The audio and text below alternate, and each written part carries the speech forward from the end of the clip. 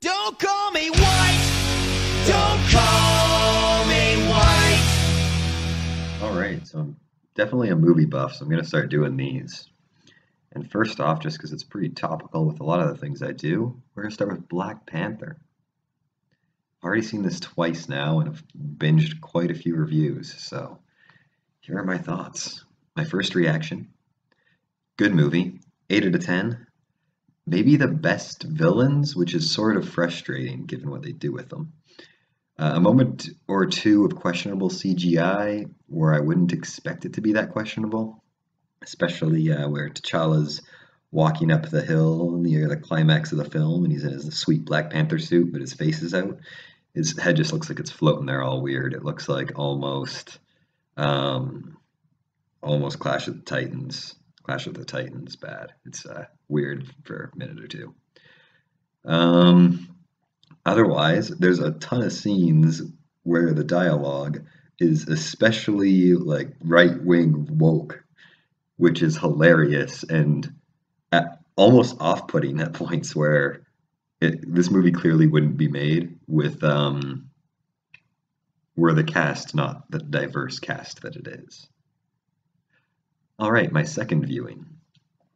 Before this, I saw AIU, Mr. Devin Tracy's video on his family's influence on the score of the film.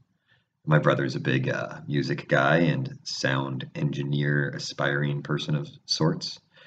I noticed it more the second time around, probably because I was listening for it. My brother complained that the strings overpowered the drums too often and wanted more drums out of the score. I have no idea if strings even exist in African music, so I'm sure they do. Fuck it. So maybe there should have been more drums. Maybe Devin will get back to me. That would be a treat. Guy I was sitting beside liked it a lot. He really enjoyed the background drumming of it. So whatever. Music was good. The second time through, the shockingly right-wing scenes stood out quite a bit more than they did the first time.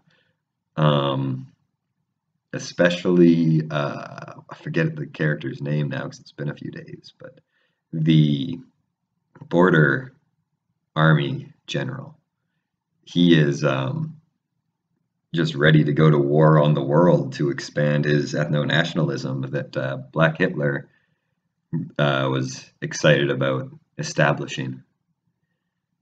But anyway, I'm sure I've already dropped with too many spoilers for the people who haven't seen it yet, and they're mad at me, but gonna spoil the rest of this a bit. Read some thoughts I wrote the other day. This is my favorite bit, and the reason I'm making this review first anyway. Hopefully I'll have a reason when I watch more movies to actually say something. This film especially dives into a startling contemporary topic, segregation and ethno-nationalism. It is the utopian, magical, technology, okay, whatever, ethno-state the alt-right yammers on about, only without the issue of having to remove minorities or repel impure immigrants, as nobody knows it is worth immigrating to, and they've never had anyone but themselves. Although I guess between the 5 tribes they could be considered different minority groups. Whatever. Despite this, managing a hiding act forever, the inherent absurdity of the situation and necessary tyranny becomes apparent, as there is not a unified view, but a set of competing ideas. For isolationism to be so stable for so long seems absurd. But more importantly than that, it is a story of the heir to the throne who is deemed insufficiently pure for the nation, a paradox. One that he settles by returning to become Wakanda's first expansionist king, Mr. Black Hitler. Because the good guys have to win to avert plunging the world into war right before Infinity War, it is a touch anticlimactic, especially disappointing when Killmonger ends himself on his principles, which is cool, but I'm hoping they bring him back because they sort of nerfed him for this movie compared to the comics. And I'd like to see the unsuited, just so skilled he doesn't need it, Killmonger go toe-to-toe with Black Panther. But we didn't get that in this one quite so much. And everyone comes back in comics. He might be dead now, but if he doesn't get that Dragon Ball Z movie, he's coming back. As awesome as Killmonger was, It was annoying they nerfed him. Not that I wanted him to be a giant, but that he should be able to no suit beat the Black Panther like he does in their ritual combat in the movie, not in the comics. Oh, I'm sure he does in the comics. I get why it turned into just another CGI battle with no stakes, already knowing too much about where the world is going, but it was still frustrating. They should have found some other way to make that movie a climax.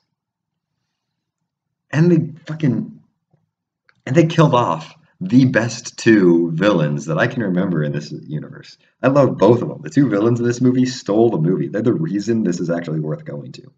Michael B. Jordan kills it and is jacked, and I'm totally down with playing Vegeta if he can get that movie off the ground, because he's an actual fan of this show and can hopefully do it right. Ugh. Anyway, him and Gollum. Fuck. Andy Serkis. Him and Andy just fucking kill it. Andy's like a little unhinged. I think he's South African. Yeah, he's just like an unhinged South African with a rocket launcher arm. It's wonderful. And Michael B. Jordan does play Killmonger the way Killmonger should be played, only he needlessly gets a suit. He's also, I wish Bane were closer to this. Just somebody who's more informed, smarter than you, and can beat your ass. Anyway, my conclusion, or an aside, of this thing I've really terribly read and added and spoiled my own thing as I've read it, but whatever.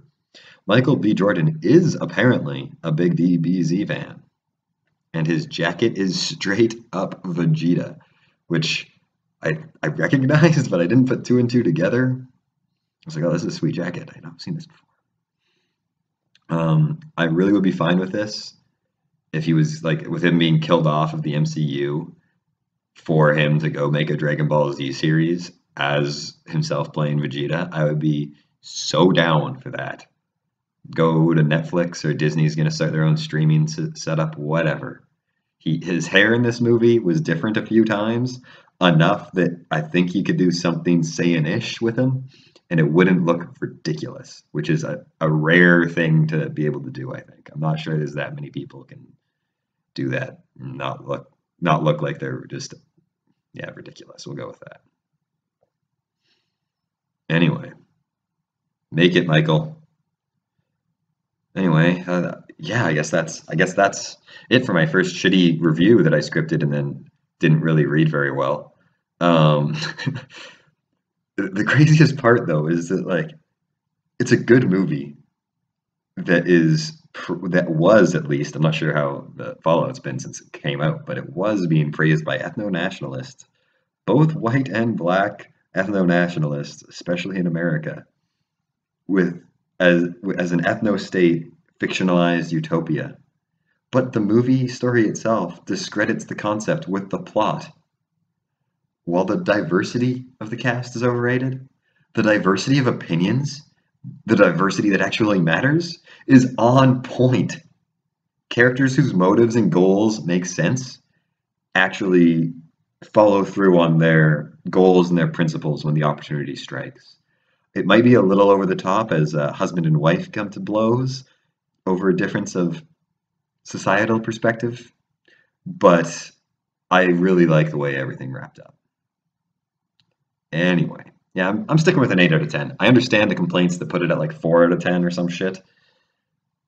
But if you like politics at all and like Marvel, watch this. If you like if you like Michael B. Jordan, clearly not Michael Jordan, you'll love this movie.